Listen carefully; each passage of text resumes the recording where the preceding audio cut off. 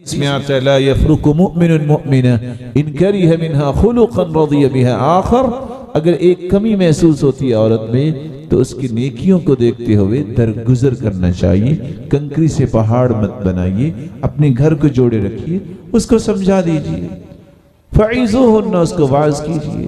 फहजुरुहुन्ना fill मवाजिअ, उसका बिस्तर अलग कर दीजिए। तलाक की तरफ न जाइए, क्योंकि सबसे बुरी बात और शैतान को खुश करने वाली वो बात है कि जब घर टूटता है। निकाह रसूलुल्लाह सल्लल्लाहु अलैहि वसल्लम ने करने के जो तरीका बताया है, गिनती के 3 काम हैं। आज हम भी उसको निस्बत भी कहते हैं, मंगनी भी कहते हैं, एंगेजमेंट भी लोग कह देते हैं। तरीका क्या है? उस दौर में तरीका क्या था और आज मुसलमान परेशान क्यों हो गए? उस दौर में तरीका यही था। आज भी नेक और साले लोग ऐसे ही करते हैं। जहां निकाह करना हो एक नेक घराने की तरफ रुख करते हैं, जाके 2 लफ्ज बोलते हैं, नुहिब्बुल खैर व नजिदु फीकुमुल खैर व लअल्लल्लाह यजमअना अला खैर।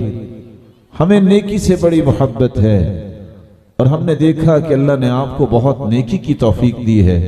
हमारी दुआ ये है कि अल्लाह हम दोनों घरों को आपस में मिला दे और मिल के हम अल्लाह की इबादत भी करें और खूबसूरत जिंदगी भी गुजारें। और आने वाले को ये कह देते अला खैर ताइर, बहुत अच्छा पैगाम है, और मंगनी हो जाती है। और हदीस ये कहती है अख्फुल खितबा, तुम मंगनी को छुपा के करो। मंगनी के लिए 40 सूटों की शर्त लगा लेना और 30-30 लाख के मकरूज हो जाना, ये शरीयत नहीं है। बल्कि आपने वाशगाफ अल्फाज में कह दिया इन्न मिन यमनिल मरअ, किसी औरत की बरकत की निशानी ये है कि ये औरत बाबरकत है। तैसीर खितबतिहा, जिसकी मंगनी आसानी से हो जाती है। व तैसीर सदाक़िहा, जिसका महर आसानी से अदा हो जाता है। व तैसीर रहीमिहा, और उसको अल्लाह औलाद जल्दी दे देते हैं। अल्लाह के दीन की आसानियों को लीजिए, अपने आप को मुशक्कत में न डालिए।